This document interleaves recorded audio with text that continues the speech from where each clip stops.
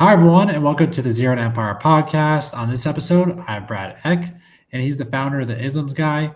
And he's actually going to be talking about his background in tech, and he actually works for Microsoft. So it's going to be a really good episode. So make sure to stay tuned to watch the entire thing or listen if you're just listening in.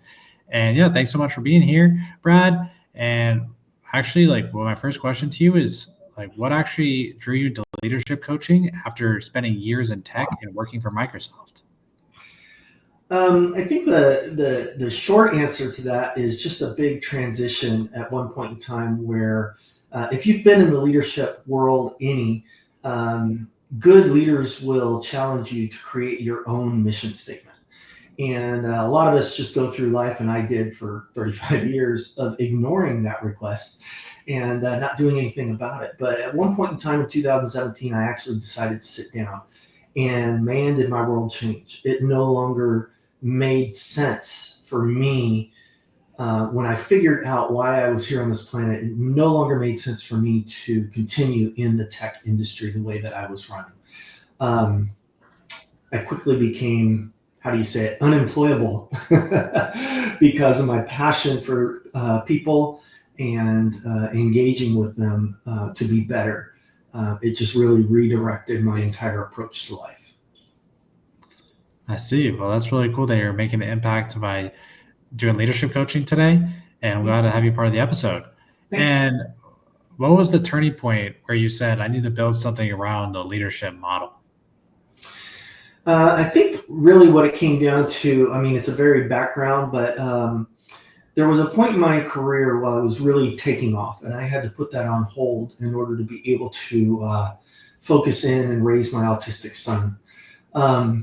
And that was a hard decision, a decision I would remake today because it was the right decision. But we were able to actually get some breakthroughs that we needed with him. And in 2014, I decided to go back to school with the support of my family and get my executive MBA. And in that process, the thinking behind it was, I've been leading geeks, for lack of a better way to put it, the technical side of life, right? I've been leading in this industry and industries for quite a while now, and I've seen a lot of the way that people lead, and there's just something missing. And I was starting to put together, I guess, mental methodologies on the way things were working and the way things should be versus the way things should be working. And I decided to go back to school to validate that. And what I found in school was that my methodologies had some basis in the truth, but that the general way of teaching was the methodologies of the world today, because I think those have been proven out in a lot of ways over time. So the things that I'm bringing to the table are new and innovative approaches, and they're not so I would say known or accepted in the world today. So when I realized that in 2017 after graduation, and then I created my own mission statement, I realized it was time to kind of move forward and bring these ideas into the world in a more aggressive way. It's not the right way to put it, but you get the point. I see. That's awesome to hear, and I'm glad. And if you could summarize your leadership philosophy, what would it be? The idea of empathetic accountability, leveraging a values-based ecosystem. It's a lot of big words, but it's the simple way of saying I'm going to love people back into what they should be doing, understanding why they should be doing it, and leaning it into their core values so that they engage in behaviors that are reflective of who they are into the results that are reflective of what they want to accomplish. Yeah, I get that. And you are really keen on the people first leadership. And why is that? And what would you say is wrong with the results only model being outdated? Yeah, so over time, I mean, in the early 1800s, 1900s, the Industrial Revolution, I guess it's the early 1900s, whatever. And you saw a lot of bosses, let's call it bosses, that really were leveraging people as a means to an end. They were getting results. And you can do that, and it'll work. And it worked for a long time.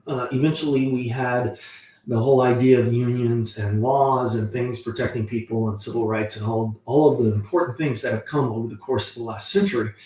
But what we still had for many, many, many years is this idea of a stakeholder first organization, where the goal was to satisfy the stakeholders. I think many public companies today are exactly on that mindset.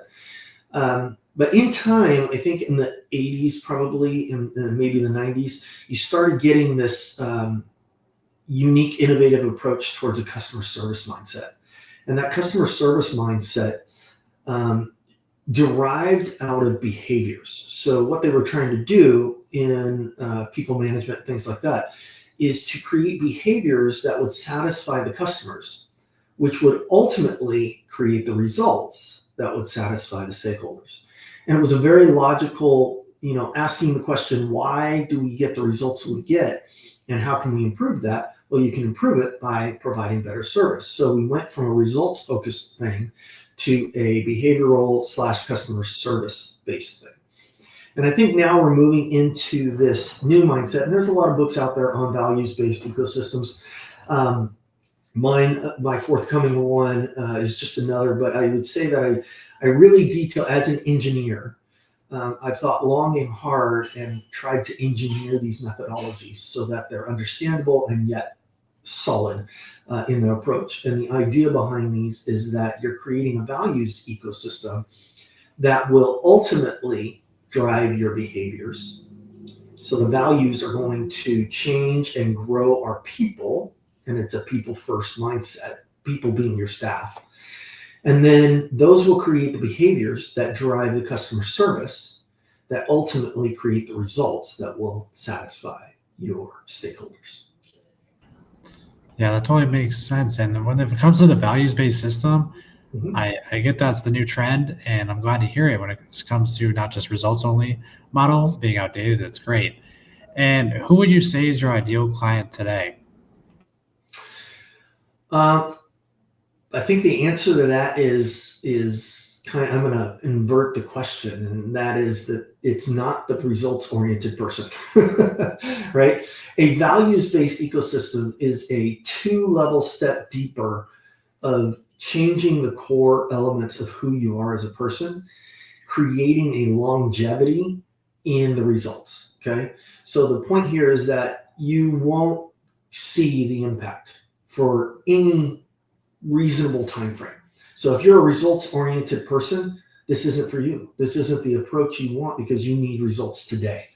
And honestly, it probably is what you want, but you're not going to get it with a results focus. You're going to have to go in, you're going to have to do the hard work, you're going to have to create this whole values based thing. So to answer your question, I think the clientele are those interested in a new innovative approach, probably larger organizations that are a little slower to move. Innovative organizations, they have some flexibility in this, and they have some time to be able to do it. But I think anybody has the value of, or can gain value out of understanding how values influence their organization, and in getting alignment between the values of their people and the values of their organization, because it is in that alignment that you really get the people who are loyal, who are long-term, and create results for their organization. Having long-term mindset is definitely very key to anything successful in life. So it totally makes sense.